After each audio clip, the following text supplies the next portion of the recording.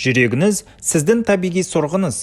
Бұл жұдырығыңыздың көлемінде бұлшық етті мүше және кеудеңіздің ортасынан сәл солға қарай орналасқан. Жүрегіңіз оң және сол жақ бөліктерге бөлінеді. Бұл бөліктер оттегіге бай қанды, оттегіге бай емес қанмен араласудан қорғайды. Жүрегіңіз бен қан тамырларыңыз қан мен оттегіні денеңізге жеткізетін қан айналым жүйесін құрайды. Шын мәнінде жүрегіңіз минутына шамамен 5 литр қанды айдайды және бір күнде шамамен 100 мың рет соғады, ал жылына шамамен 35 миллион рет. Оттегіге бай емес қан, яғни көк қан, денеңіз арқылы айналып өткеннен кейін жүрекке оралады. Оң жақ жүрекше мен қарыншадан тұратын жүректің оң жағы қанды жинап, өкпе артериялары арқылы өкпеге айдайды. Өкпе қанды оттегінің жаңа қорымен жанартады. Бұл оны қызыл, яғни оттегіге бай қанға айналдырады.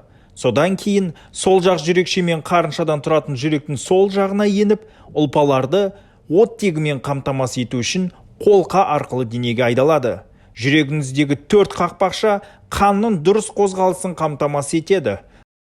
3 жақтаулы, қос жақтаулы, өкпе және қолқа қақпақшалары қоршаудағы қақпалар сияқты жұмыс істейді. Олар тек бір бағытта және тек итерген кезде ашылады. Әрбір қақпақша жүрек соғысына бір рет немесе шамамен секундына бір рет ашылып жабылады.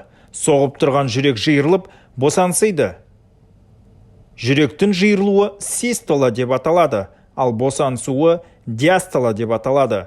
Систола кезінде қарыншалар жиырылып, қанды өкпеңіз бен денеңізге баратын тамырларға жібереді.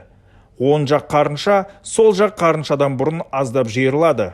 Содан кейін қарыншалар диастола кезінде босансиды және сол және оң жақ жүрекшелерден келетін қанмен толтырылады. Содан кейін цикл қайтадан басталады. Жүрегіңіз де қанмен қоректенеді. Коронарлық артериялар деп аталатын қан тамырлары жүрегіңіздің бетіне созылып, кіші капиллярларға бөлінеді. Мұнда сіз жүрегіңізді оттегіге бай қанмен қоректендіретін қан тамырларын желісін көре аласыз.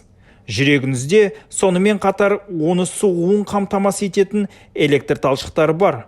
Электр импульстар оң жақ жүрекшеде басталып, арнайы жолдар арқылы қарыншаларға жетеді.